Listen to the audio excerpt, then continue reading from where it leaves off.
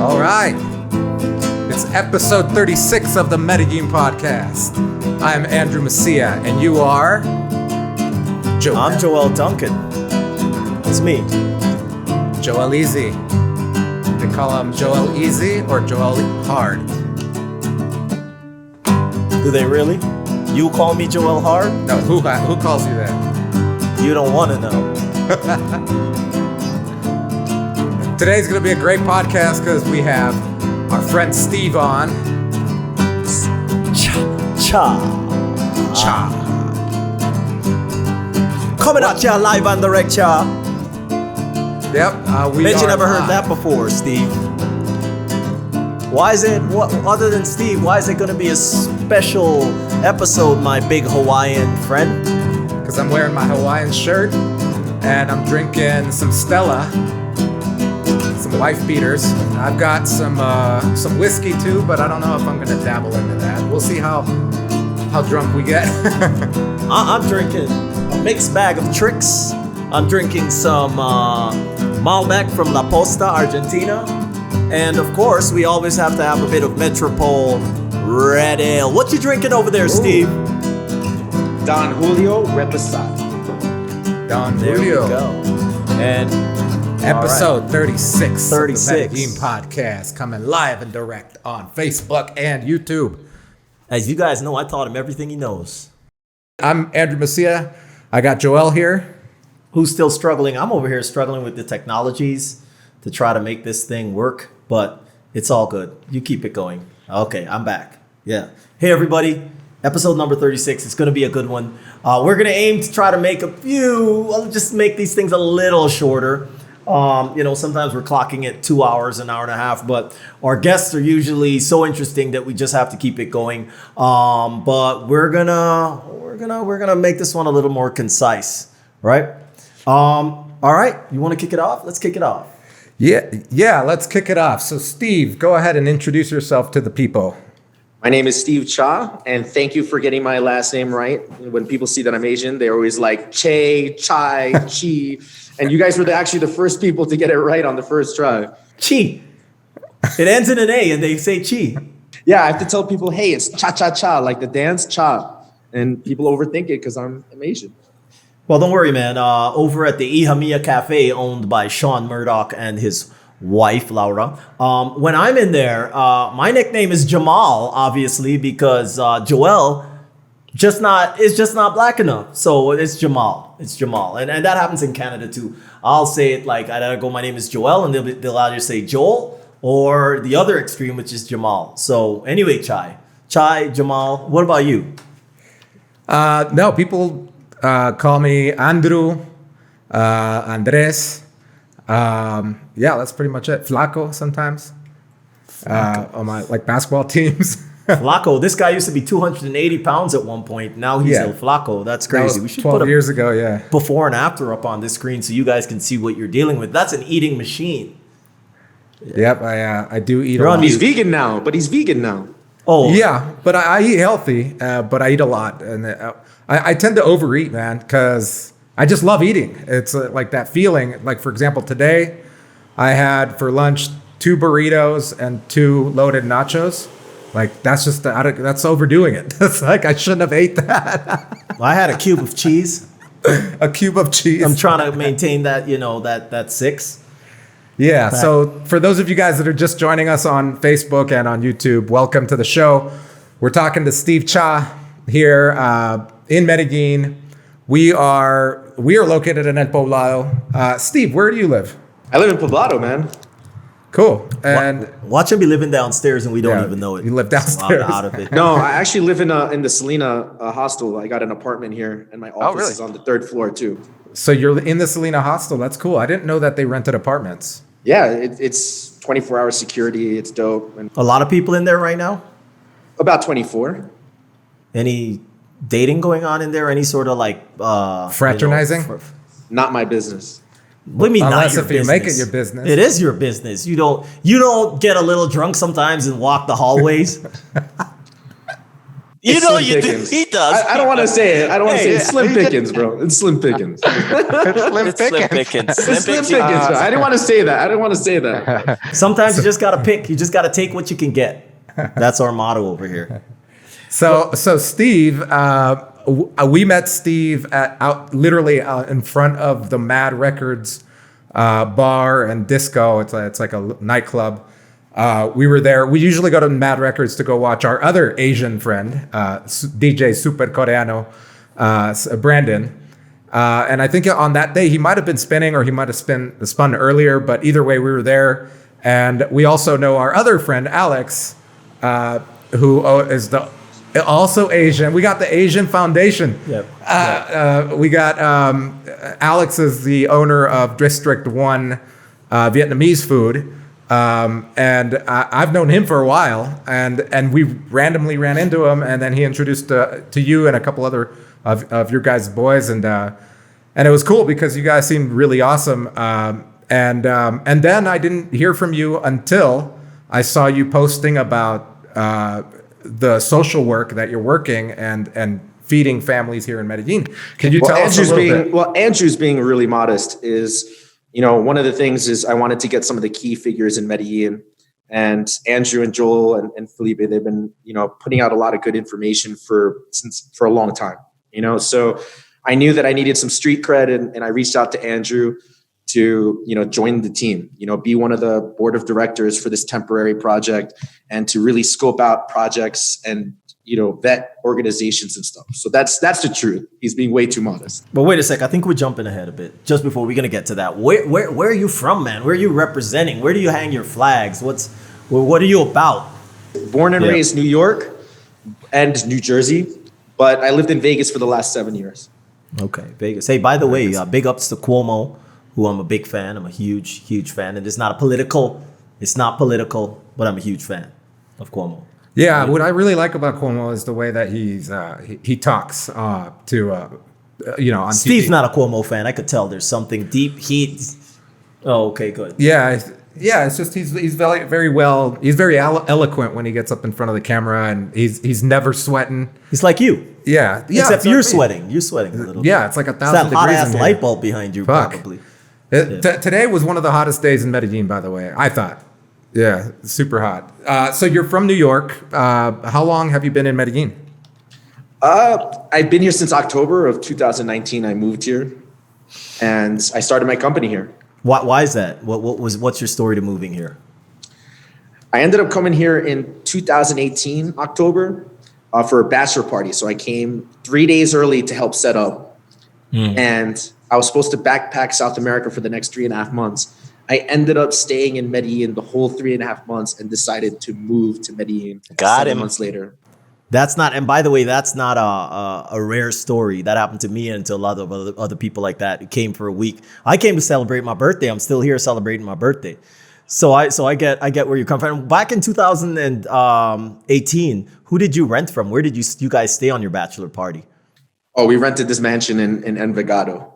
It was real dope. Yeah. Okay. So I ended up staying at Black Sheep Hostel. I was organizing everything. My first night here, I ended up meeting these girls, went out, started posting on my Instagram photos, and all my friends started messaging me that were coming to the bachelor party. They're like, our wives are watching this shit. You cannot post that kind of shit. I was like, oh shit. So you will not see anything about Medellin, women or anything on my Instagram. I got in trouble with that the other day too. Some friends of mine who I hadn't talked to in a very long time, but I guess we're Facebook friends. They're in Guyana, South America, and they're like, bro, you are the reason why we can't even travel. I'm like, wait, what the fuck are you talking about? They're like, yeah, our wives all follow you on Facebook and they see the stuff that you guys are posting. And they're like, no, you guys are not going down there. That's not happening. So yeah, I feel you. I get that. Yeah. So you've been here and you said you started a company. What's your company? The company's name is Ajetreo, and it's just about hustling, and it's just a production company. A lot of my friends, when I moved down to Medellin, they thought it was the drugs and the women, and for me, it was the culture. Growing up in New York City, this reminds me of New York City 30 years ago. In what way? Everybody's segregated. You know, like all the rap crews, they're super authentic. Like when I work with some of these rappers, they will not budge an inch. You know, I'm a business guy, and when I meet them, I tell them I'm the bad guy, you're the artist. I want to commercialize it a little bit, and they will not budge an inch. And that's what I love about it, is they are raw, they are talented. Meaning like you're telling them they should change their style a bit to be more mass appeal, and they're like, nah, this is what I do. Accept that? Yeah, you know what I mean? Essentially, but you know, exactly. So like one of the rappers, I told him, hey, let's do a song honoring your mother. You know, a kind of like our homage to Tupac's, you know, Dear Mama. And they don't want to do that, you know? And I've always studied the problem. And in the last like 10 years, 50 rappers have been assassinated, you know? So they go hard. And I love that, you know? And the artists, they go hard. So that's your production. That's what you're producing. You're producing music, hip hop music, or music in general, or what's the company about? It's about total culture, man. You know, so my background is mainly on social media, but I want to mainstream them to help them grow an audience. And I guess before that, it's actually uniting everybody. You know, it's uniting like the graffiti artists, uniting the dancers, the hip hop artists, the DJs, everybody. Because like New York City 30 years ago, the hip hop community was at war with each other. Yeah. You know, and especially now, it's like you see where hip hop in America has gone, where they control the liquor, they control the clothing apparel, they know all the, and I thought I had the blueprint, and I just wanted to teach them what New York did, you know, and they could skip a couple of years. That's awesome, man. And Yeah, by the that's way, awesome. if you know, just stick a pin on that. If you need people in, I know a few people, but mainly in like the dance hall side of stuff, that are very, very well connected, and they're the real legit. There's a huge, I don't know if you know about it, but there's a huge dance hall scene here in Medellin, which I only discovered a few years ago. My roots, I'm Guyanese at birth, and I consider myself West Indian. And here, I would never think or have thought that you'd enter a party and it's like a hardcore dance hall party with dancers, singers, and all that stuff. So if you want to ever get connected to that side, if you're not already connected, just let me know. Yeah, you know, like I think that's what I love the rawness of, man. You know, like in 2018, New Year's Eve, I spent at Comuna Trece at night, and I stayed there till 4 a.m.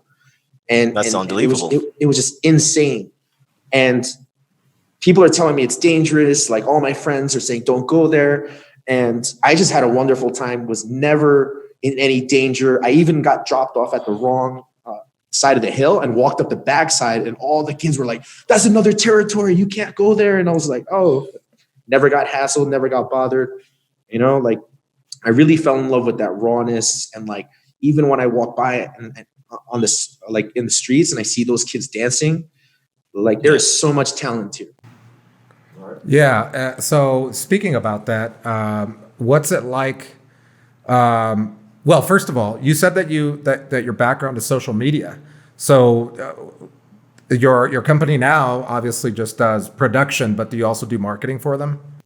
No, I'm not a digital marketer. You know, so when I work with a company, I come up with their strategy, you know, their content and their company, because a lot of people, they have this image of themselves or their company, and it really doesn't fit what they actually are. Right. And people think their biggest strength isn't what their biggest strength is. And that's my job to bring it out. That's amazing. Yeah. Yeah. That's pretty cool. That's sort of like what we do in a way, isn't it? Yeah. We kind of do that but we do digital marketing, making sure that company's brand matches their vision and their messaging is clear across the board. Because a lot of people, especially in a bigger company that doesn't have that established, is because they have a lot of chiefs, you know, a lot of people with a lot of ideas, and they kind of go everywhere. And none of them have like marketing backgrounds. So it gets kind of crazy. Yeah, go ahead. Sorry. No, he's just saying, because he said he started a production company. What was that like, starting a company here for you? By the way, do you speak Spanish? Un poquito. Un poquito. Well, that's good enough. That's more than a lot of people, and they've been here for a year or 2 or 3. But okay, so you speak un poquito, but you opened the company. How did you do that? You just go after it. You know, like I have a lot of friends back home, and they were, you know, they told me the truth, and they said I was getting a little stagnant. I was doing a lot of consulting for companies and products and stuff that I didn't believe in. And, you know, a hobby actually turned into a big moneymaker. And then just like everybody else, Facebook and YouTube demonetized me and I had to shift. And when I came to Medellin and I saw this culture, it's like my mission statement for my company is to bring the Colombian culture to the world. Right. That's But cool. actually, what I meant, and that's amazing. That's good. What I meant is, how did you? But is your company registered in Colombia or outside of Colombia? No, it's in Colombia. I And actually how did used you do Alan. that? Oh, you used Alan. Bro, I saw your podcast and I used Alan. Okay, Alan, pull Yes. some fucking commission over here, man. We out here starving, you know, drinking cheap wines. You out there eating I don't even have a caviar. beer. Can you grab me a beer? Sorry. I The could fridge grab is you all the a way beer. over there. And I was actually going to use Alex's lawyer and the lawyer that everybody else uses in Poblado, Carlos. And then I saw the podcast with Alan. And Yeah. I was like, man, this guy knows what he's talking about. Right. Yeah. Super smart guy. Yeah. Yeah. And, yeah, it's crazy because you basically are hiring someone to do all the legwork for you, and it's so much more worth it because I speak Spanish, and I just literally going to the Chamber of Commerce was just like, nope, this is a waste of my time. I could be making money online, so it's better to hire someone. So, before Colombia, have you traveled anywhere else?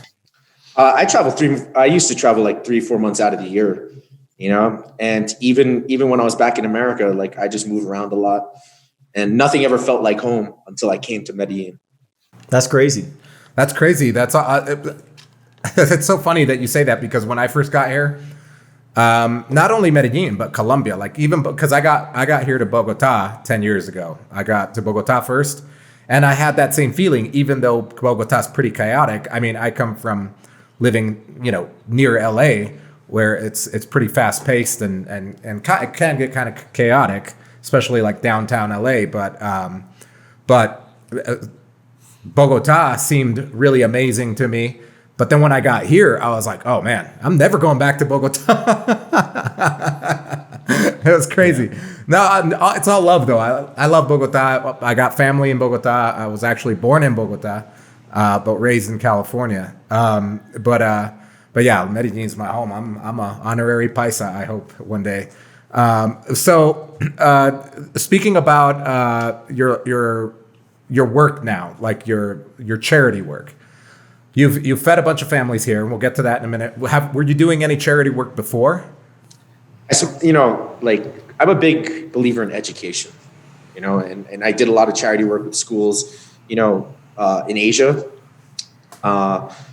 And this one time, like how it started was I lived in Thailand for a summer in Koh Phangan in 1999. And I went back in 2016 and I just saw the difference, like the pollution, like it was heartbreaking. And I realized at that point for myself as a traveler, I was just taking all the time. And so at that point I decided, you know what, if I go on a trip, I'm always going to leave somewhere better than when I leave. Steve, let me tell you something, man. There's this little adage, this little saying. It says black don't crack, right? So I just did some real quick math. I was trying to crack the math. And you were over there living in 1999, which would make you an adult unless you were some sort of child traveler, which I would say that you would have to have at least been 19 in 1999. 18, 19, yeah. So we're the same age, and you look like 15 years younger than me. God damn it. Asian don't crack, people. Damn, Asian don't crack. You heard it here first, and we're going to put it on a t-shirt. But at 55, we all dump, and then we look like we're 80. All in 1 year. All in 1 year. It's called the Asian dump. The Asian dump. Yeah. Yeah, I've actually, I've gotten, because I've been getting a lot of matches on Tinder lately, thanks to Corona. Girls, like, don't ask me twice, like, what my age is because they don't believe that I'm 39. I'm like, yeah, I'm 39. They're like, no. And I'm like, yeah, I'm 39. I discovered the secret today, bro. What's the secret? You see, the beard does age you for about sure. 10 to 15 years because I put on my PPE, for those of you that don't know, personal protective equipment, which is a bandana, and I slid the shit up like this, and then my age changes. Look at that. Yeah, you look like a young buck. And What the fuck is this? Anyways, that's just a tip for you guys. If you want to fool the world, grow a beard and then cut it off. or be Asian until you're 55. Yeah. Anyways, back to the real shit. So can you tell us a little bit about your charity? What is it called? And what you guys are doing here in Medellin?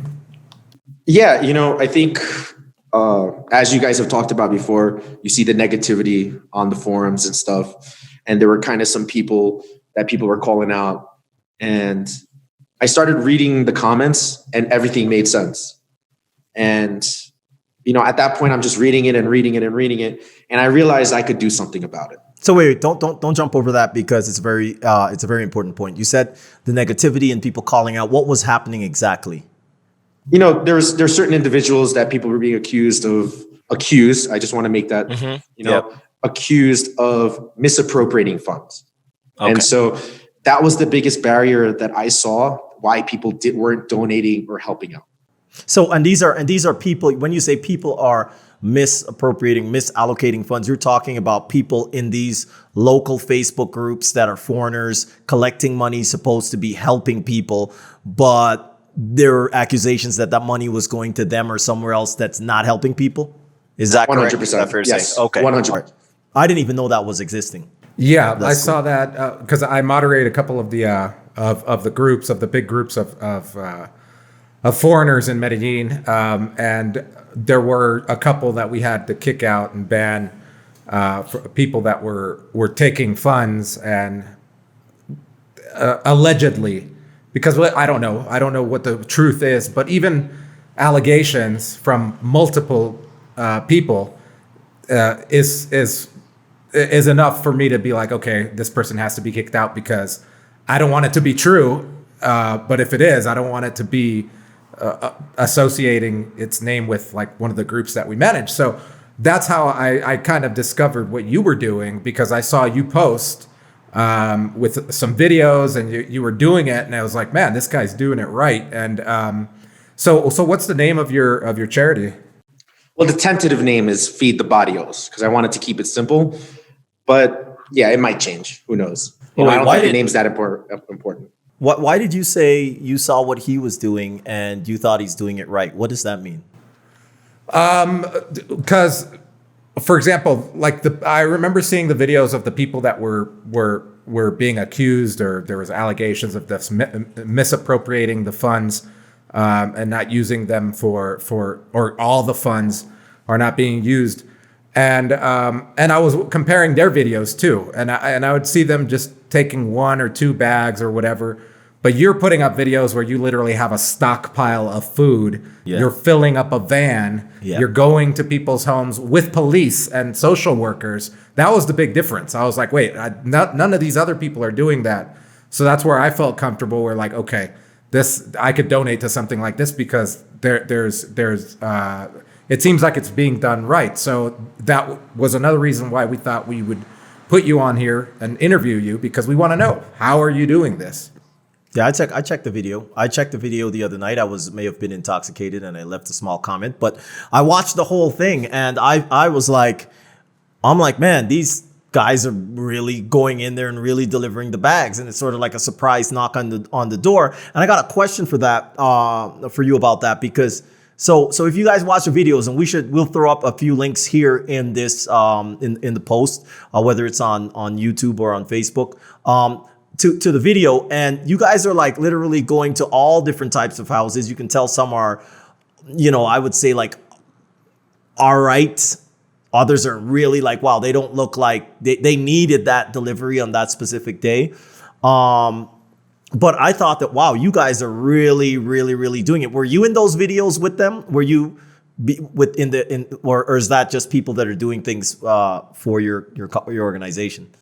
I was there. It's just, I don't think, my personal belief, I'm not judging anybody else, is I don't believe that a foreigner should be giving out or be the focal point of this thing. I wanted the police, I wanted locals, community leaders to be the people that give out the stuff. And why is that? Why is that? On a personal note, why is that? Like going back to education, I think especially for little kids, they see these foreigners come in and do these magical things, and it just ingrains in their head that, hey, it's these foreigners. And being Asian American, like I know how my grandparents feel about the American soldiers and stuff like that. And it might send the wrong message. And that's just my belief.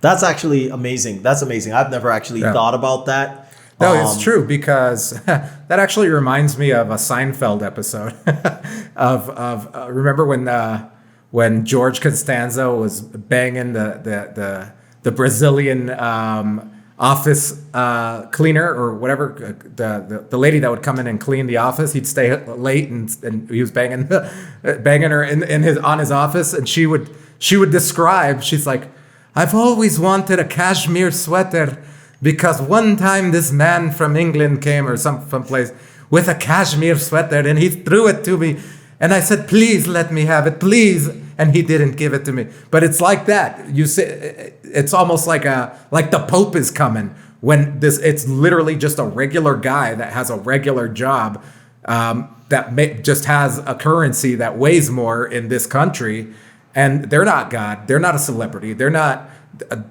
They're literally just someone that is trying to do something good, but that shouldn't be treated like a celebrity. They shouldn't be treated as a. I got my comparison, man. You ready for this, Steve? This is my comparison to what you're saying. I'm gonna put it in context. Tom Cruise in The Last Samurai. And I'm done. Mic drop, and I'm gonna walk off the fucking stage. If anybody has seen The Last Samurai, you know that a white guy that's very hot, good looking, like Tom Cruise, saved Japan. Facts, history, right? Anyways, that's where we're going. I got you. By the way, for all volunteers, if you watch the videos, I don't have a meeting where I say that other volunteers can't give out things. It's not anything like that. It's just my personal belief that I don't put on anybody else. So if you watch the video, you'll see some foreigners giving out stuff, and I have no problem. So I got a question, and Andrew, I got a question for you about this also, because this is a big time. A lot of us are trying to do things, out there to help people. And I've seen some comments on Facebook and on some YouTube videos. What do you think? Like, some people are criticizing the fact, they're like, why can't you just go and drop the bag off? Why do you have to film? Why do you have to show it? Why does it have to seem like World Vision? And I'm not saying that to you. I'm talking about everybody that's doing that right now. No, but I don't think, but I don't actually feel that, because I think I have the answer. Because we work in digital marketing, and so I have a certain view, but I want to know what you think about that. If somebody were to say, hey, why are you guys filming? Why are you showing the woman in her fucked up clothes? You knock on the door, she didn't even get a chance to prep, looking all fuck, why, what would you say? So number one, we get permission from everyone that we actually post, and we explain to them these two things. Number one, when I was reading through all the comments on the forum, and I want to change my thing. It wasn't negative. It was actually constructive criticism, because I took that and I saw that the number one issue that people had was transparency. So, a lot of the issues that I've even run to is, before I started this project, I was donating money to certain areas where my friends live. And I was getting messages that, hey, this guy you gave the money to is giving the food to his friends and family and not the neighborhood. Yeah. And so I dealt with that also. And so there's a reason why we record the money exchanging hand when we go to Mayorista. There's a reason why we show us transporting the food. There's a reason why we video us actually packaging the food, because there has always been complaints about each level where people think that there's a possibility of actually, theft or misappropriating or something like that. So the first reason is 100% transparency. And number two is, to be 100% honest, is I can only fund this for the next 6 weeks. That's actually like going a little past of what I would donate in a year in general. but this is a humanitarian crisis and we need to show people what's actually going on. And so I understand what Joel was saying before is that, hey, how do you choose these places and stuff? In Colombia, when people are desperate, they hang a red flag. And those are the houses that we were going to. And what people don't see is that, like, there is this beauty in Colombia where we would knock on this house and say, hey, do you need anything? And they would say no. And they would point at a house. Wow. With a red flag. Yeah. And there is this misunderstanding right now. And I got a lot of hate for actually bringing in the police, you know? And Because people from Colombians or local or foreigners? both. Because they don't like the police and don't trust the police, or what? Yeah, you know, all different reasons, you know? And so for number one, it was for the safety of my volunteers, which is the number one thing for me. Yeah. Number two, it was because this is a time of unity. And actually in one of the videos, you can see the police saying, this is not from the government. This is not from the mayor. This is from, you know, these people, you know? And so there is this underlying thing of like generalizing that all cops are bad when that's not true. And in this time, you know, everybody needs to be united. Like one of the most beautiful things, it's that, you know, in one of our projects, local gangs will be actually working with police. Do you understand how amazing that is? In what time, like how bad are things in Colombia that local gangs will work with police? Yeah, same thing's happening in South Africa, by the way. I watched that the other day. Like all of the gangs they called a ceasefire amongst the gangs in South Africa. I don't know if this is, someone called me out if it's propaganda or not, but I saw it on like 2 or 3 different news stations. And because they have such a great distribution network, they're helping to get the food to the we saw areas that. they couldn't get It was a news story on CNN where they were using gangs to distribute food and resources to people because they have the manpower. But yeah, that's pretty amazing. So when you're walking down the street and you don't have a list of people or addresses, you're just basically walking through neighborhoods or driving through neighborhoods with a truck full of food. Can you tell us about what kind of food? Is it like a grocery list of food, or what is that? It was rice, red beans, lentils, panela, and oil and salt. And we kind of made a mistake on the panela because that was about a quarter of our budget.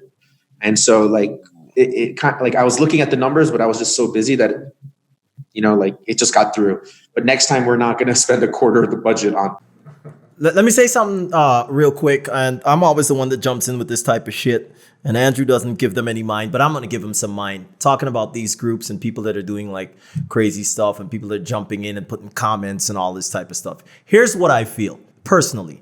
And so any of you watching it right now, you can listen in, you can write all your shitty fucking comments. I told Felipe and I told folks that work for us, people only remember the bad shit. No one ever remembers the good shit. If by chance you one day hire a cop that you find out that he's doing his good job at that point, but he's a little corrupt, people will come back and say, hey, Steve's hiring corrupt cops. And therefore his whole project is bullshit. Now, don't always jump on. Here's my thing. And for the foreigners watching this, don't just always try to find negative stuff about what people are doing, what your own foreigners are doing. Don't be crabs in a barrel, in a bucket, man. People are like Steve, and I'm saying, man, I'm giving you like thumbs up on that. Big ups for doing what you're doing, because people don't see. And my comment on your video was, people don't see how much work goes into getting one bag to that house up in the hill with a flag on it. Like, this is not in the US, and I know there's some dangerous neighbors in the US where you wouldn't just go walking alone. You don't just walk into these neighborhoods, especially as a foreigner. You need permission, or you need some sort of backing, or you will get killed, period. Right? And so to get that one bag to that one person, you're like, oh yeah, well, Steve got them a bag that costs $10. Whoop-de-doo. Well, you come down and do one thing. Post it however you want on YouTube, on Facebook, or anyways. Post yourself doing something good before you criticize the people that are doing good for one thing that you didn't agree with. That's my point on this. And I think it just happens so much on all these groups that I think like people just need to like start doing, as you said, come together, do positive, reach out to you, tell you how you can make it a little better, not tell you the negative shit. You know what I mean? Anyways, that's my rant for today. I think it's the reverse, actually. I think, this project only became because of the actual criticism. I don't want to say negative, but they did all the work for me. They showed what was wrong with everything that was going on. And from that, I was able to do it. But on that point, but they still think you're doing negative. That's my point. Yeah. Right? So you got an opportunity to do positive. You took everything that people were doing negative, you made it positive, and people can still find negative. That's what I'm talking about. Oh, yeah. Like, that's what I'm talking about. Why find the fucking negative? You know But what I think that's Anyways. just like human nature. I think no matter what you do in life, like, for example, look at Kobe Bryant, LeBron James, who's literally like a saint of a superstar. But there's still people out there that hate on him. Yeah. But he's a prime example of how to deal with that. You just speak. Hate begats hate, and good begats good. If you focus on the good and fuck the hate, only good people, you'll attract good people. That's why I believe that we attracted each other into our lives, because we're all positive people. We're all doing good things. So moving on with your project. So I was asking about the food that you guys actually give. So you're walking or driving through these comunas. How many volunteers do you have? For that project, we had like 13. And we made a mistake where we actually started the delivery at 7 a.m. So we didn't have any volunteers to move all those bags into the truck. So that was 883 kilograms, 290 bags. And it was me and 3 girls. You and 3 girls fed 290 people, 290 families. Well, no, just move the bags from the lobby into the truck. What people don't understand about these barrios is these trucks can only go so far. Yep, too inclined, right? And so the rest we had to carry, and we had about 9 volunteers handing out the food. But when you watch the videos, like, these stairs were just, you're talking about 60 feet of stairs. And you've been to Comuna 13, and it's just stairs on hills on top of hills. And each person, like, the girls can carry maybe 3 of those bags. I can carry maybe 6. The big dude was carrying like a whole garbage bag full, maybe of like 10. Uphill. Yeah, uphill. Yeah. That's amazing. That's stuff that you'll never forget in your life. Fuck whoever else sees it or whatever, but you personally, that's personal growth. So you're going through the neighborhoods, and then as you're walking up, you're looking for houses with a red flag to drop the food off. Yeah. And the police officer, he's actually a part of that community. So he knew who was in need. And that's one of the advantages of using, because believe it or not, the Colombian police actually have a community outreach program. So there are police officers that actually work with the community and know who's in need and does things. That's amazing. So what question for you? Again, you're walking, you're looking for these red flags, you're looking around. What's the craziest or most touching thing that you've seen on your journey so far with your charity organization? Wait, hold on. Do the both. Do first the craziest, and then the All most right, let's do that. heartwarming. Let's go with the craziest. What is the craziest story you have so far with your organization? I was walking up a hill and I just see these people up like 60 feet of stairs, and I go up halfway with 2 bags with my friend, and she gives it out. And then all of a sudden you see maybe 60 people come out of their houses, and the rest of the volunteers start bringing bags. And my employee, she's like a tiny little girl, and she got up to the top and she kept on running back down and getting more bags. I'm like, what's going on? And she's like, there's about 40 people living in one house. Fuck. And what community is that? Comuna 13. And she doesn't work out. She doesn't do anything. So like for her to go down these steps and run back up with these bags, I was just like, man, it must have been bad. No, but she felt she was doing something good at that point. She knew what she was doing was going to make a difference, right? So holy shit, man. And when you talk about in this house, for those of you watching from outside of Colombia, when he says a house, don't think about the house you're living in. Think about a room. 40 people in a room. It's not a house. They don't have 3 bathrooms to split. They got to coordinate between 40 to 1. Anyways. That's crazy. So tell us about the most heartwarming or the most feel-good moment while out there. Isn't that, Was that it? That was feel good to Oh me. no, that was Or- the craziest. But That was craziest. I was feel good to me. I felt good I'll be feeling good to help 40 people in a bunker. man, like there's so many moments.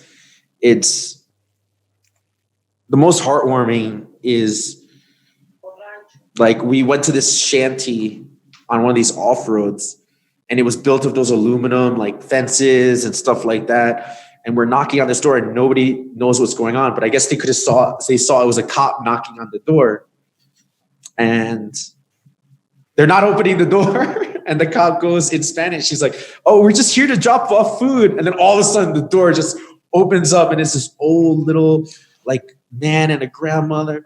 And like we handed the thing and they start breaking down and they're like, "Oh my God, we didn't know where we were going to eat. Like we didn't know what was going to happen." And you know, Here like comes this bag. But then you see their family come out and then you see the grandkids, you know?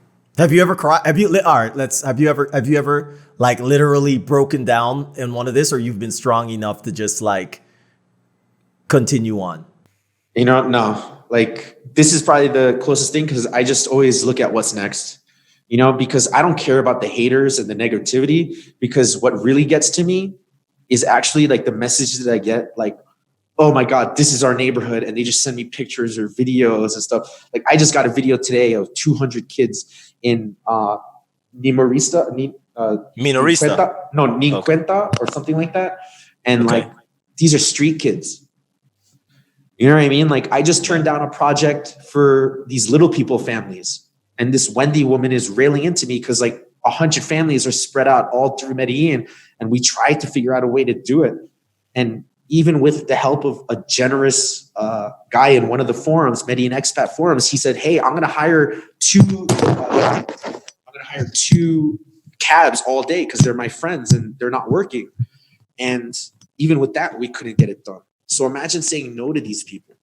I don't know if Andrew got one, but I got a great, I don't know if this is too early, but my question is, how do we, me, you, Andrew, Red Door, you know, the Medellin podcast, whoever is tuning in. And hey, there's folks that have reached out from Australia to help Sangming, Brandon, get his shit going. They're like, "I just want to help." So I know there's people that want to help.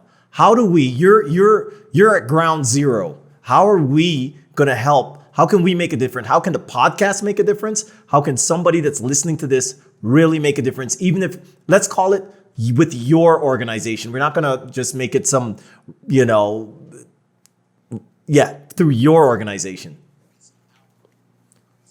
Perfectly put. And so one of the biggest things I was telling Andrew before is that actually, like, believe it or not, 60 to 80% of my time is actually in vetting locations, finding the most vulnerable areas in the barrios, finding charities that are amazing, and actually, like, because I have to talk to these people, I have to vet the situation, and then I have to guarantee the safety. I have to make arrangements for travel. I have to get police escorts. I have to talk to local gangs. And that's where about 60 to 80% of my time goes, And right now it's really, we have a great accountant named Mel. We have this guy, Alex Bennett, who's doing our website. Like, we have gotten some high quality volunteers. And right now we have 40 to 60 volunteers, and we're just in the organizational. Wow, 40 to 60. Wow. Yeah, that's amazing. For those of you guys that are just joining us on Facebook and on YouTube Live, first of all, thank you for joining us. We're live on the Medellin podcast, episode 38 or 36. 36, episode 36 of the Medellín podcast with Steve Cha. And Steve has an organization to feed the barrios, and that's literally what it's called right now, Feed the Barrios, in Medellin. He's how many families do you think you've fed with your organization? So with the organization, 290. I haven't released these videos yet, but I feed the homeless, and I also go on the highway and feed all the drug addicts and stuff. And for people that are watching, that's a personal project. None of the funds are going to go towards that. Like, that's my thing. And those videos. Why is that? Why? What's your connection with the drug addicts? I've had people close in my life that have dealt with that. And you know what, like, at least in America or any tier 1 country, there's some kind of support for them, but here there's just zero. Yeah, and it's really they're tough. human beings too. But the thing is, it gets kind of a little dicey when you're taking other people's donations. And so, like, can I tell you how the structure is right now of like donations and stuff like that? Okay. Yeah. And so the first 6 weeks, I'm just going to fund myself, because any mistake that's made, I'll do it on my dime. I'm not going to take any other people's money. Like some of my friends, like my friend Austin, he donated, I think $700, but in about week 2, 3, or 4, I'm going to open up to my friends and family. I have a lot of donations that are committed. Once we perfect it, I will open up to a GoFundMe or, other things. And everybody on the forums, they know this, that I have turned down probably close to 30 or 40 donations from the expat community. They've been really generous and they've offered it. But any mistake that's made, I'll make on my dime. Right. Wait. So you're turning the money down because you don't think you have the infrastructure yet to accurately reflect where the money is going to show, or why are you returning it down? Yeah, because you know what? Like, there's enough funding right now because we don't have the infrastructure to do deliveries 2, 3, 4 times a week. And so right now we're building that infrastructure, the team. And once that's complete and we feel that we can open it up, we will. So for the first 6 weeks, we have funding. My friends will probably fund 7, 8, 9, 10, all the way to 16. I think I have around a little less than 10K committed from my friends. And so during that time is the learning process. If we can perfect it and guarantee all the volunteers' safety, then we'll open it up sooner. But at this point, like, the infrastructure is not there. And to be 100% transparent, like, we had a great guy. He was admin, and something happened with, like, he actually designed and paid for a logo. And then someone else on the team designed and did a logo. And then, they were coming up with the structure of the organization, and they were doing it at the same time. So there was a lot of double work happening, and he actually left the organization. And since I am the one taking the lead, it's my responsibility. And so, I didn't have a time to apologize to him yet, but So he left because of ego, because he felt somebody else was doing what he should. I can understand what he's saying. There was double work being done. There was inefficiencies, and there was a lot of things. I see that. And he was 100% correct. And that's the thing that I think people need to understand is that, I couldn't wait to build the structure. Because to get it done. People are hungry now.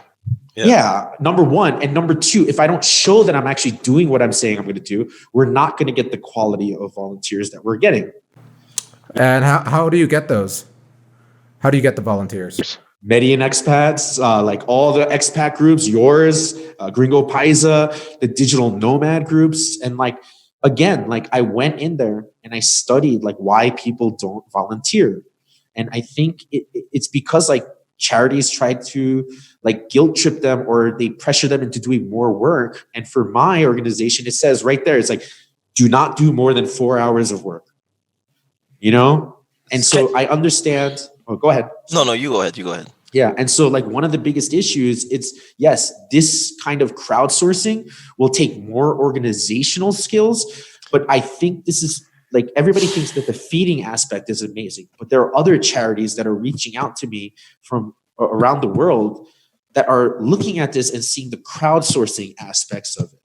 Because that's the one thing is people burn out. So say you have a video editor for your charity, and you're doing like 80 hours of work or 70 hours of work. Why not just ask a volunteer to do 4 hours of work? Like when you go apply to these charities, they expect these like almost full-time like things, and it's just impossible. So people have been turned off to actually volunteering, and that's what I'm trying to turn around, is that every charity should be crowdsourcing because people are good in general. They want to help. If you can get 1 to 4 hours for someone, God bless you. I have so many people contacting me. They're like, oh, I don't know. Like, I don't know what I can help or do. And I'm like, thank you for answering the call. Like, we will find something for you to do. Yeah. Yeah. Like 100%. But yeah, I think these charities are, you know, they're still operating in the 1970s way and not in the 21st century way. And that's one of the things that like I really want to show is that for me, for this to be the biggest success, yes, we will feed a lot of people, but it will be that, holy crap, this is the first fully crowdsourced project on this scale. Yeah, I know what you're saying, and I know you mean it, but you banging your goddamn hands down on the table and messing up the sound. Okay. He's passionate. He's passionate. Hold on. Speaking of helping, because there's people actually in the chats asking about it. Okay. So George Hill on YouTube is asking, how can people outside of Colombia, how can they help? Because they're interested in helping. So they're asking, how can people from the exterior of the country help? Yeah. We're going to start organizing everything. I promise you guys. One of the ways, like, I'll give you guys an email. I have this amazing manager. Like my company right now is 3 employees, and almost 100% of their time is working on this project. Do you guys have like an email list? Or are you building an email list? Yes, we are. So where can they send their email address? They can actually send it directly to me, stevecha@gmail.com. stevecha@gmail.com to stay in the loop, because once you've got the infrastructure done, I'm sure you'll send out a mass email to everyone that, hey, we're receiving more donations, or we're opening up crowdfund or GoFundMe or whatever. But that's a pretty good idea, just building that list, because absolutely. I was talking to my dad yesterday, and I said that. And I was telling him that we were going to interview you, and he had seen some of the videos because he's actually part of some of those expat groups. And he's like, yeah, those guys are doing it right. And they're doing something right, because, you know, they've got like the police involved. They've got the people from the community involved. And it's not like those World Vision type things where you see it's almost you're tugging at people's heartstrings. It's just like, this is what we're doing, and we're handing it to them, and then you guys leave. It's not like you're staying there to take pictures with the families and stuff, which is very different. But he asked, what's going to happen after Corona? Let's say once this, 2-3 months down the line, do you plan on this being a long-term project for you, or is it just a short-term project? Great question. So I have a lot of brilliant friends, and for a country like Colombia, we're looking at the impact being the after effects, the aftershocks being 12 to 18 months total. So I think this project will go 12 to 18 months. You know, I think one of the greatest things is I'm working on right now is I have a lot of friends that are scientifically minded, and they understand the things of admin costs, administrative costs. So I want to take on from what Charity Water has done, and they have separate donors for administrative costs, so that when the average person donates, 100% goes to the food. I want to talk about 100% transparency.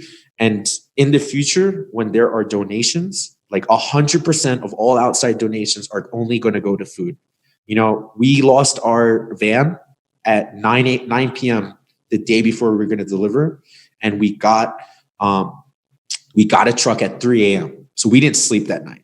Is that truck, are you guys paying for that truck, or? Yes. Is it, so okay. we paid $150,000 for that truck, and someone that's staying at Selena, Doug, he actually donated the $150,000. Because it's very important. Wait, what are we talking? Pesos? 150,000 pesos. Yeah. Okay, so people understand, because a lot of people aren't watching. Pesos. Yeah. Sorry, pesos. Yeah. You know, And so one of the things we want to say that 100% of your donations go to food relief.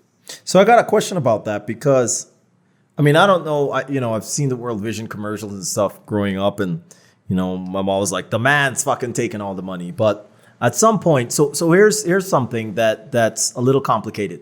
We have friends, Colombian friends, that are doing the same thing you're doing, but they don't have the infrastructure that you do, right? They fed 50 plus families, Laura and Mariana Serna, and they're over 100 now.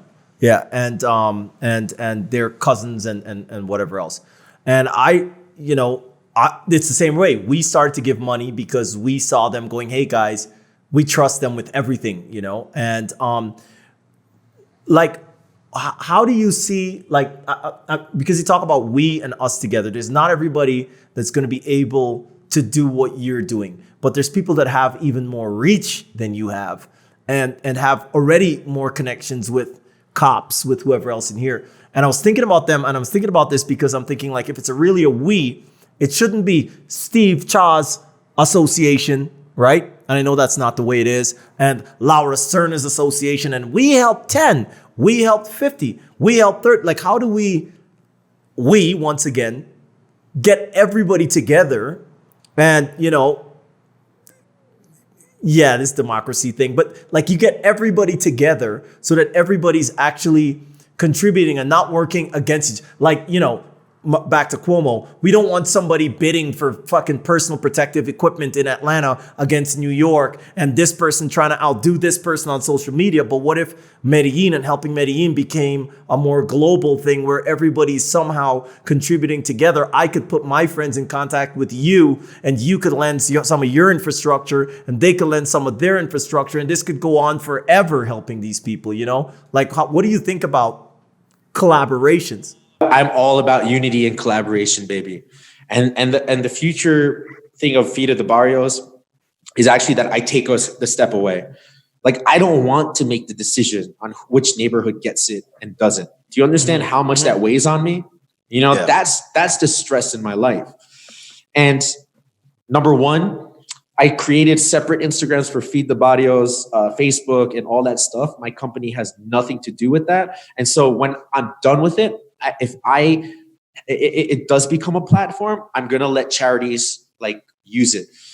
And that's interesting that you said that. Is number 3 is that there's no way that I can deliver food every week. And I found that out after the first time. And so I have been vetting charities that do amazing work. So one of the biggest problems with charities, no, I don't want to say problems, but charities are different in the sense that they are a laser. They target certain neighborhoods, and they want to get that neighborhood from 1 to 3, 3 to 5, 5 to 10. The issue now is we're in a humanitarian crisis. Like, there are neighborhoods where people are not eating. They are starving to death. There are kids starving to death. So I am willing to work with any organization. There's a great guy named Carlos Congote who's doing amazing work. This girl in North Carolina, something Velez, she raised $2,800 and sent it to Carlos. And he's like, I don't know if he saw my videos, but he's been starting to make videos and doing stuff and showing transparency. I'm going to work with him. And if they have administrative costs, there are separate donors for administrative costs. That's what is the new standard of charities today. Because most people, when they donate, that's the only way that we can compete with the bigger charities that are spending millions on Facebook ads, Google ads, and stuff like that. Is just saying 100% goes to food relief, and we get private donors that pay for admin costs. It's 100%. Andrew, you got something? Because I got something. Go ahead. My thing is, have you ever, and I'm calling him out on this show right now, the mayor, by the way, will not take my message. He will not take my message for whatever reason. I have literally tried, I think, 8 times through different channels. Have you spoken to anybody, because you are a foreign guy, you're a gringo, right? You're a gringo, right? you're trying to make a difference in a city that's not even yours. You're trying to make a difference because it's a place that makes you feel like home, cuddly and warm inside, just like it makes me feel. But is there someone, and this goes out to the other folks that are trying to make a difference, is there someone that is the go-to person that foreigners can talk to? This is my big issue. I feel like we're like siloed, you know? I feel like if it's a whoremonger, he's going to get way more attention than you're going to get because he just whoremongered, right? And it's a big deal because foreigners are dirty whoremongers. But when it comes down to positive stuff that's being done, how do me and you get in front of the mayor to say, hey, we got this thing going. We got infrastructure. We got crowdfunding. We got logos being made, and we want to make a decision. We want to make a contribution to this city, but we somehow get siloed on the side as these bad guys. Like, do you know the mayor? Do you know anybody? I don't really care about politics, to be honest with you. And yeah, like it doesn't matter. But politics could open it up. Politics could open up the avenues to you making a difference, couldn't it? Not the politics, not who is left wing, right wing, but somebody that can literally be like, hey, these people are going to do this, make their life easy because they're doing something good. You don't think so? But what if they decide and shift all our projects to Bello, you know, because Barrio is one of the biggest voting districts of everything. You know what I mean? These are the things that people don't understand is problems are multifaceted, you know? Right. And so like, you can't just look at something and just say, oh, get this guy involved. And then, you know, like we all know what's going to happen. Right. It's like to be owning people favors. Yeah. And on top of that, let's say the mayor does shout you out, even if it's just a tweet. And then you get inundated with people trying to donate, and you're already turning down donations because you're working on your infrastructure. That would almost be counterproductive for you guys. So I guess it's everything comes, you know, at its time, right? Yeah. It is a double-edged sword. So it's almost better to hold off on that. Yeah. So for those of you joining, sorry, go ahead. No, yeah, because we had several comments here. Okay, All right, let's go. You take them. Let's deal with the comments. So one, it's if you can repeat your email so we can post on the chats. stevecha@gmail.com, stevecha@gmail.com. That's my personal one. I'm a little drunk, so I'm giving it out. Hey man, it's Saturday, man. We would be grinding deep in a reggaeton club right now, but here we are. Bro, I've been eating well. Like I've been like organizing and doing a lot of stuff. So I've been taking a lot of Adderall, man. Speaking of grinding, we had Samin on the chat. Sang Ming, we got two Asians in Medellin at the same time. In the house. He laid down the Korean, you know, respect for community and stuff like that. Yeah. And he's doing a lot of work too. And like he's been feeding a lot of people. Yep. And you know what? Like we haven't got to hang out a lot, Sangmin, but you know, much love to you, brother. Thank you for holding down the Koreans in Colombia. Yeah, Sangmin fed me today. So yeah, Brandon was nice enough, and he literally sent me some food the other day, which was amazing, freaking great food. On a project. I'm trying to work on a project with him to feed a hospital. You know, I want to fund feeding a hospital with his food. The workers or both the workers and the patients. Wow. Whatever. You know, that's amazing. Yo, wait, Felipe had a question though from. Yeah, what is the question? Sorry, no, Felipe. it's not from. No, it's okay. It's not from Samin, but it's from Juan Camilo Velas. He's asking. From his comment, I think I gather he's a foreigner too, but he says, "Do we have a future as a society in this pandemic context?" Think about that for a second. Can you repeat that? Do we have a future as a society in this pandemic context? I got an answer. But do we have a future in one? Yeah, we have a future. I don't know if it's positive or negative, but tomorrow will exist. No, we have a that's the. But maybe that does answer the question. Like I don't know if it's going to be positive or negative for everybody. I know for me that it's going to be positive because today I'm working on something positive. Yeah. So that tomorrow's positive. I know that Steve, he's going to have a bright future as well. And I think to answer that question, I think we need people like the person that made that comment. You said his name was Juan. Juan Camilo, to ask those questions so that we can pull them into our circle and he could pull us into theirs if they're doing positive things, so that we can have a positive change coming out of this, crisis. Well, I think people just got to decide, and it's, we can look at, again, we see a bunch of haters, and you can be like, well, this world is filled with haters. It's a hater nation, or it's positive people with a few rotten apples in between there. I think I choose that side to think like, I think that's what Steve was saying, is that people are good.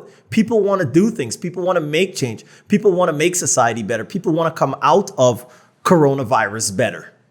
And there's a few people in there that are just screwing shit up. But yeah, there's a future. This is the future. We're talking about the future right now. And the question that Andrew's dad asked, and I literally, that was my number one question that I had written down. What happens when Corona is no longer a problem? What happens when everybody's back to their life, grinding out some reggaeton in Parque Lleras, and we forget about all these people up in the hills that need stuff, because we're good now and we're now back to our stuff of posting our lovely life on Facebook, on Instagram, or whatever. What happens to them? And I think that's the question that Steve answers, is like, we got to have that continuity. Those people still have to be priority after all of this shit. I think you guys have both said this in the past. Andrew said, I think a lot of people are negative because they don't have a vision. And you've said it because they don't have something in their life that they're passionate about and something like that. And I agree. And also, there is a lot of negativity in life. And a lot of things that I tell the youngest people is like, I wasn't always the best person or anything like that. And what I've learned in life, especially in my 20s, for you guys in your 20s, is that 90% of people are going to fuck you over. But that 10% becomes your family when you're 30. And what you slowly start seeing is that 10% starts magnifying. And all of a sudden you just wake up one day and you're like, holy crap, like, look at who I'm surrounded by, And so in this time, there's so much unity and there's so much people that want to help. And I see it myself. Like, dude, there is a guy, Rich, who runs $250 million projects for oil companies. And he wants to be on our admin team and work on this project. Like, I'm shocked at these people. I'm in awe. And in general, most people want to help. And the truth is, right, if I had a family to feed and I didn't have anything, I'd probably choose something on the dark side than having my child die of starvation. Yep. And you know what I mean? So we just need to be compassionate. We need to be united. And this is the base. Like I said it before. In what world would local gangs work with police? Yeah. 100%. 100%. Andrew. And can I tell you about another project that I'm actually working on a little bit? Yeah, go ahead. For sure. So actually, one of the greatest things is for a while I've been trying to sign a lot of the graffiti artists and the rappers and work with them for their social media. And at this point, like, I came up with an idea. I was like, how can I, like, I'm trying to generate multiple streams of donations. And so one of the things was, hey, let's start a Teespring shop and have all the artists work on it. I told my manager, I was like, reach out to them on Instagram, and this will probably take a month or two. Within 3 days, 42 graffiti artists signed up for it. And people don't realize what graffiti artists and hip hop, they're all different crews. They do not want to work with each other. Yep. In Colombia. And so 42. So now you have, most people will realize this, Chota 13, Apollo 13, Fate 196, the top 3 graffiti artists in Comuna 13 that revitalize Comuna 13. They are willing to allow me to use their designs to sell on Teespring to raise money and also to help them feed their families. That would never happen if it wasn't for this pandemic. That's amazing. And how far along are you with that project? No, like we have this amazing girl, Yennefer, and she's taking on that project. Like, I think people misunderstand, like, I am trying to build a structure so I can walk away and do my strengths, and that is social media and fundraising.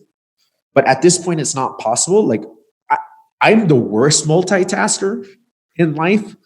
And actually, like I've been leaning on my two employees, Paula and Anna. And Anna used to be the manager at Toucan, the Spanish school. But like these girls are rock stars and they believe in this vision. And they're the ones that are really like driving this.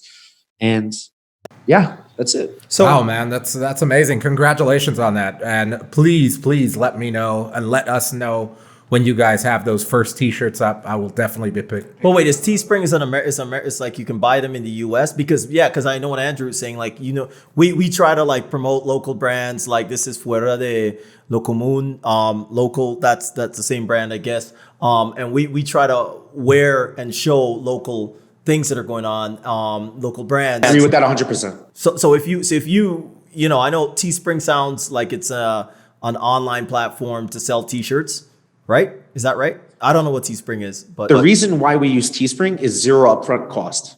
Okay. And also it allows you to print a shirt. They print it on point of sale and they handle all logistics, ship it out, do everything. And one of the things that people don't realize is like we've done early estimations with some of like my finance friends, and we think about 2% of donations will come from Colombia.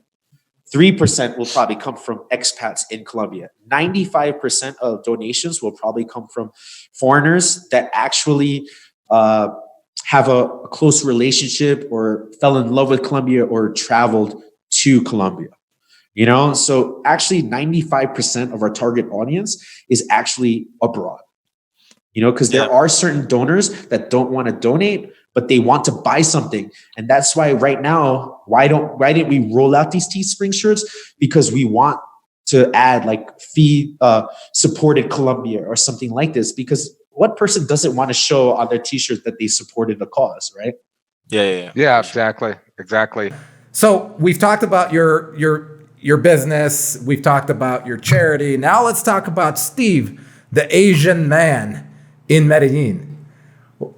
Tell me, man. I always think it's amazing when Asian people are here, and obviously now there's a lot more than there was before. Because when I first got here, because Brandon made a bunch of babies. No, Brandon, not even Brandon. Brandon is like second generation Asian out here. Yeah. Because there have been like some older heads out here that Joseph Lee, that came out here and lived here for a while. But you guys are way off on this, because I remember episode 13 with Brandon, the first one, I said, ever since I have memory, there's been Chinese rice stalls in Medellin. So they've been here for generations. Well, yeah, like Chinese people are everywhere. Chinese rice stalls. Stalls. Firstly, what is happening right? Asians keep to themselves. Yeah, but like we're the different generation where like we get involved. You know, like we came from a place that was kind of like restricting. You know, because the Asian culture is like, you know. And we come to like Colombia and we're like, oh, this freedom and amazingness and like this love. And that, I think in the future, like there's going to be a lot of Asians in Colombia. And I tell every Colombian, I'm like, our cultures are so similar. Number one, family. Number two, community. Number three is different. For you guys, Colombians, it's fun. For us, education. You know? And they laugh. They're like, you're absolutely right. And I'm just like, oh shit, you know? So how do you feel being an Asian guy here? I mean, like, what does that feel like for you? It is one of the best things, actually, because like it's the most reverse racism thing that I've ever. Reverse racism. Tell us about That's a great term. I'm going to tell you these crazy stories. I was coming back from a poker game at 3 a.m. and we got pulled over in our Uber. And my Uber driver's like, my name's Christian. And the cops pull us over. They take him out, like they're searching him. They put his hands on the thing. So like I get out of the car, I put my hand on the hoods, and they're like, no, está bien. And I'm like, oh. And then they're searching his car, tearing everything apart. And then like I start taking things out of my pocket, and they're like, está bien. And I'm like, oh. And then and at one point they're just like, what are you doing here? They didn't even ask me for my ID. They're like, what are you doing here? I was like, oh, estudiar español at EAFIT. They're like, EAFIT? And I was like, oh yeah. And they're like, oh, okay. They let me go. And this is the funniest thing is like walking down Calle Diaz, I've only been stopped once for ID. in the year that I've been here. 6 months, 9 months that I've been here. And that's when I was walking with my Black American friends. Of course. And he's like, man, I can't even get a break. I can't get a break. No. I go to him. I was like, this has never happened. And he looks at me. He's like, really? I was like, yeah. And he had a cedula and he works here and stuff like that. And I was like, what? And I was like, dude, like, and they don't even look at my ID. When I go to a club, I'm like, oh, they're searching all my friends. I put up my arms. They're like, pat, go. All right, so let's talk some real shit right now, man. So you're in a club before Corona because they might look at you a little differently after Corona. Let's be weird. Let's be like really straight about this. They might not grind as fast as they might in a reggaeton club, or maybe they might. People are freaks. So you walk into a club as an Asian guy, you stand there, you seem like you've got your shit together. You're not like an introvert. What is it like for you? Do people come up to you and be like, I want to take a photo? Do they want to, like what happens to you as you walk into a club here? So one of the craziest things about being Asian here is like, I'll go to a club, forget about it. 3 months later, I'll come in and they're like, Coreano! He's back. And it's like, bro, like, it's the weird, like the club. ¿Qué pasa, chino? Yeah. No, when they say Chino, I correct them and say Coreano. And they're like, oh, Coreano. You know what I mean? And if they're like, oh, Chino, then I'm like, oh, Mexicano. And they're like, no, Colombiano. Like, you know what I mean? So yeah, that's a really good rebuttal right there. Like, oh, Chino's the same. Okay, Mexicano. Yeah. And they always know it's like, oh, Coreano. So like when I come into a place, they're like, oh, Coreano. And like growing up in the Bronx and like dealing with that stuff, like I made all the kids in the neighborhood not call me Chinito. They said Coreanito. You know what I mean? So like a lot of people like here, they call me Coreanito or something like that. But it's amazing how Asians are treated here. And like, I've actually, like, one of my favorite places to party is actually Manrique, and Paisas can't even go to Manrique. But when people see me there, like, I've had people tell me, they're like, oh my God, Asians are here? That means this place is getting better. Development. Yeah. We got tourists here. That's getting better. And the thing is in our culture, it's really like respectful. So like when I bring my white friends or like anybody else that's not Asian, I say, bro, don't hit on a girl in Manrique. Like, do not do it because you don't know who they're with or whatever it is. But in my culture, it's just ingrained into us. It's disrespectful, And one of the things that I've noticed about Colombian men is like, if they like you, they'll introduce you to the single girls. Oh yeah. It's crazy. Like, I think people are too aggressive. Meanwhile, like every time I go out, like dudes are pushing me into these single girls. Like it's really weird. Like, Andrew, that basically happens for me and you, doesn't it?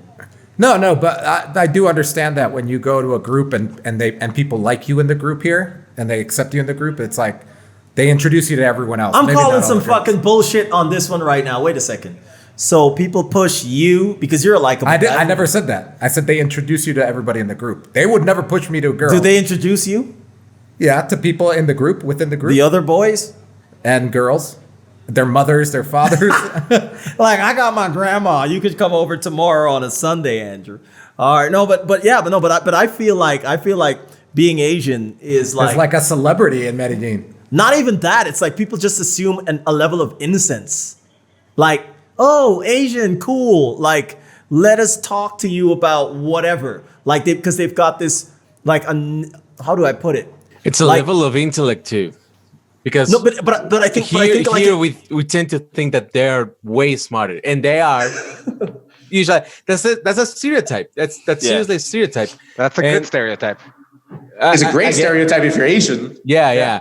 But seriously, because that's the thing. Like when you think about and a little correction from what I said earlier is that there's because as we call almost all foreigners gringos, we call almost all Asian looking people chinos. And I agree, your rebuttal is fantastic. But also the association is here, at least particularly here in Medellin, is you're smart and you provide fantastic, very, very cheap food. So there's nothing to lose there. And also respect. That too. It's Wait. So Felipe, you're trying to say that a woman will look at Steve in a club and think that he's smart and he can give her cheap food? Wouldn't you want people to think That's, that about you? All right, Steve, let's talk about this, about you giving women cheap food. Hold on one second. Here. I'm just saying that those things help. I know, and I would like Steve to respond to whether or not he's gonna give the women cheap food. No, I take them out to nice places. What the fuck? I'm Asian, bro. You know what I mean? Like, here's the crazy shit. It's like the secret that I have, like my success is there's a lot of EDM clubs, but for some reason, Colombians have not mastered dancing to The EDM electronic music. So everybody's just like doing the zombie thing, and I'm fucking just going in there like EDC style, and like all these girls are like, who's this guy? And again, like I'm probably popping bottles, I'm probably doing the, whatever, being extravagant or something like that. And like, dude, like I'm a generous person. It's like if I'm drinking, like I'm going to share. Like Everybody's got a drink. yeah, like dude, like the first time I never met Andrew before, and he was like, he bought a bottle and he was like, here's like, drink this vodka. I'm like, I don't drink vodka, but thanks. You know what I mean? Like it's just there's just something like it's like, bro, how much does a bottle at Perro Negro cost? That's my favorite club though. Yeah, $100, Perro Negro, $100 yeah. maybe. $100 for a Oh, bottle? it's $50, bro. Yeah. No, but what are we talking about? We don't buy guaro bottles, do I mean, we buy like a bottle of gin. Yeah. If you're buying like a bottle of Grey Goose, it could be about like $100 or whatever. But if you're buying something cheap like Ron Medellin or something, it's way cheaper. I have a comment. John Russell. Who Russ plays is the man. basketball. Yeah, he plays basketball with us. He's one of my friends here. He lives near us in Manila. He asked, "Who's gonna win the big UFC fight tonight?" Bro, I got Dominic Cruz and I got who's the main event? Oh, I got Justin Gaethje. Cowboy. Gaethje. Justin yeah. Gaethje. Justin Gaethje. That's a good dude. The heavyweight, dude. The heavyweights is gonna be amazing. But a lot of people actually think Russ is kind of a a-hole, but he's actually He is. No, I'm just kidding. I'm just kidding. Russ is kind of an a-hole. Russ, you're kind of an a-hole. But actually, Russ and Alex were the reasons why I actually moved here. You know, because like they actually like taught me a lot about how Medellin is, and actually like I was lucky where I met a lot of the expats that were really cool. And I was actually at lunch with Russ when I was having problems with Colombian girls at Flip Flop Sandwich Shop, and we were eating. and I was sitting there and talking to Russ. I was like, man, like all these girls are standing me up. I'm like, what's going on? And this guy, English Dave, who's been living here for like 20 years, he just goes, hey, young buck, like, you want some advice? And I'm like, yo, like, tell me. And he's like, every night, if you want to go out, you got to make 3 dates. The old 3-date, yeah. I was like, what? I was like, it didn't make any sense to me. But like I got stuck so many times. And there was this one girl like recently who just ghosted me. And then like I posted a picture on my Instagram story with me and another girl. And then all of a sudden she starts messaging me. And I was like, what's going on here? All right, so let's talk about that for a second, real quick, about this whole thing about being ghosted. It's been years. Andrew has the answer to that though. Yeah. I just have one method is to double book. Yeah, like Steve English said Dave triple was saying. Yeah, well, English Dave said three dates. I do double booking, but I also send them an Uber. I don't wait for them to get to me.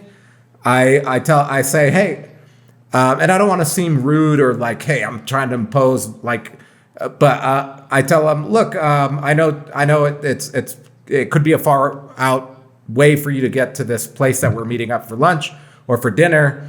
Can I send you an Uber? Send me your address, and then the Uber will pick me up, and then we'll go together. And boom, that thing gets them all the time, and they're never late.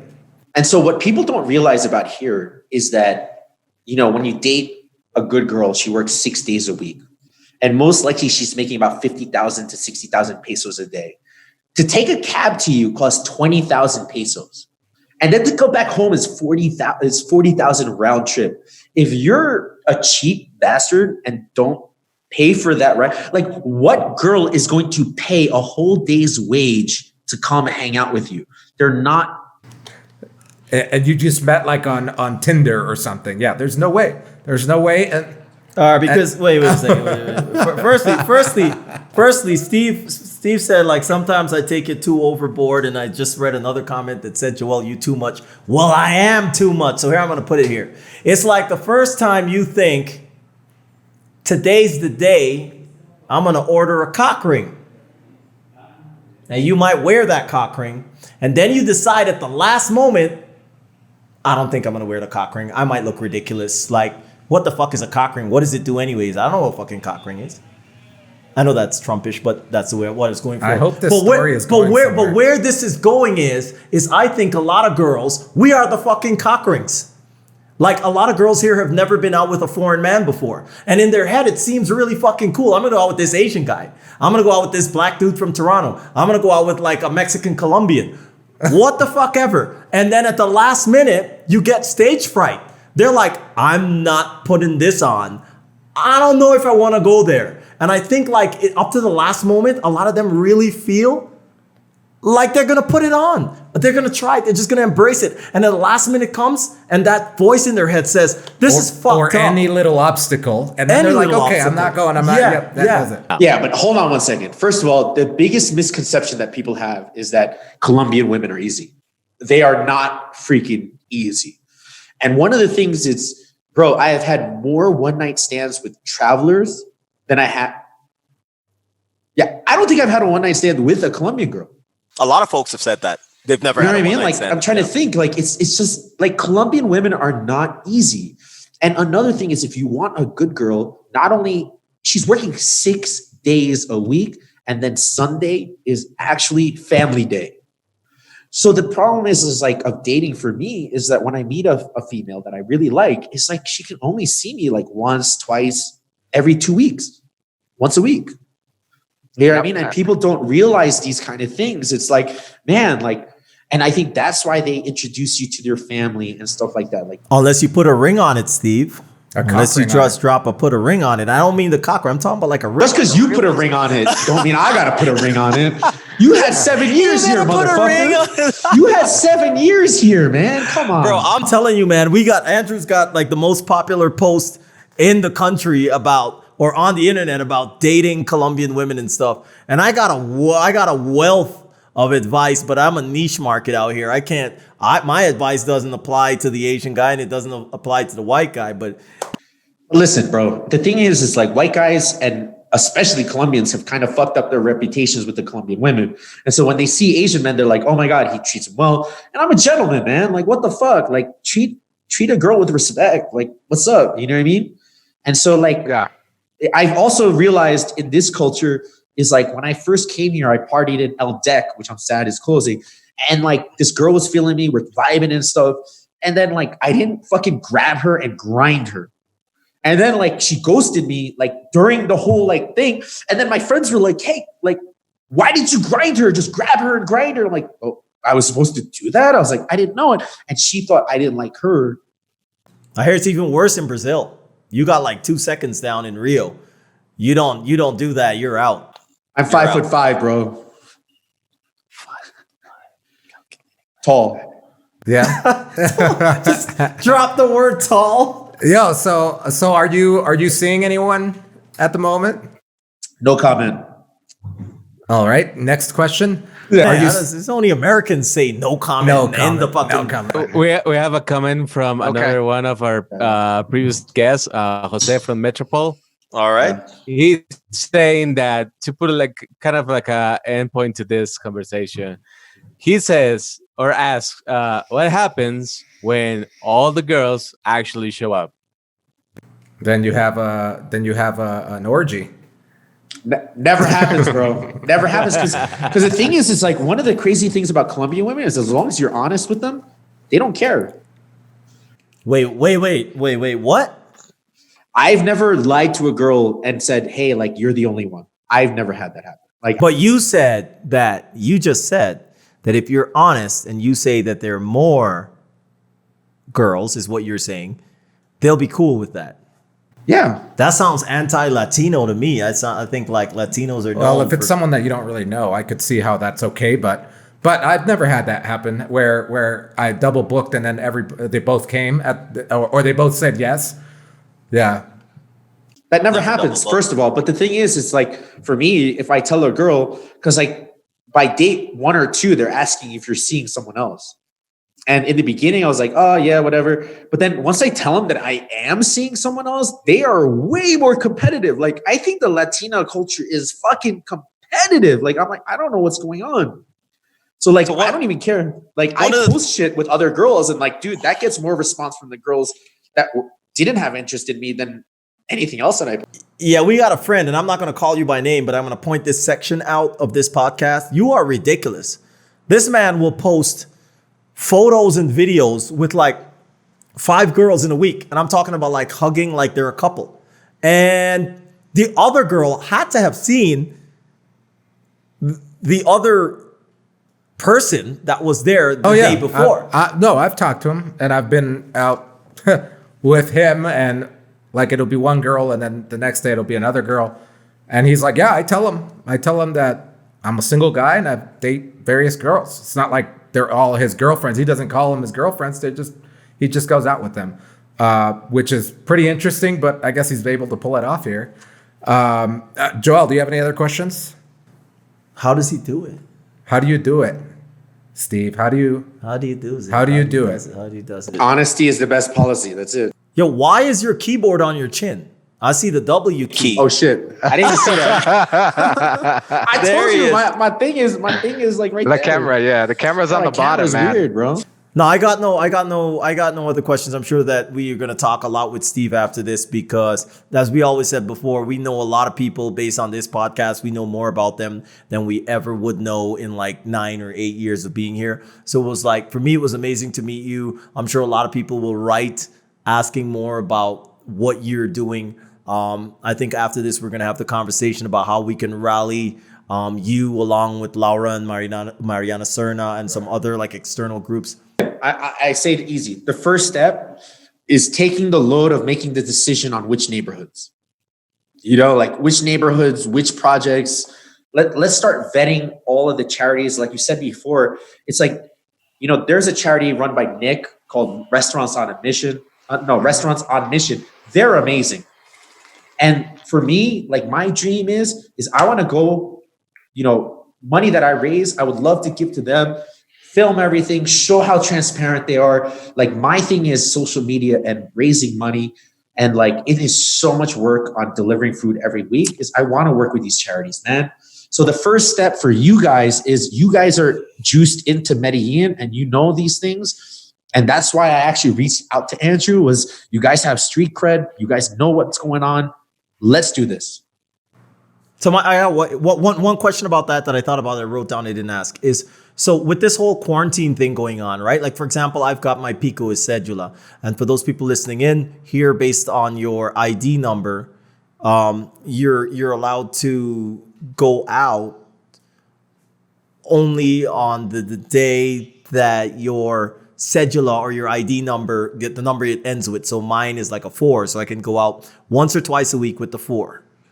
Has that been a limiting factor for you for delivering things? How does that work? Like, I honestly, man, I'm a photographer. I don't promote it a lot, but one of the things that I do for passion is like more journalistic style photography. I love that as a passion. I don't need to get paid for it because I love being there. I love capturing the real moments. And I see areas that I can make a big impact, that 1 photo, 2 photos, whatever even a video can do. But I got one time out of the week that I can go out and it has to coordinate with yours. What do you suggest? Because I'm sure I can rally a bunch of photographers and a bunch of other people. We always get police escorts.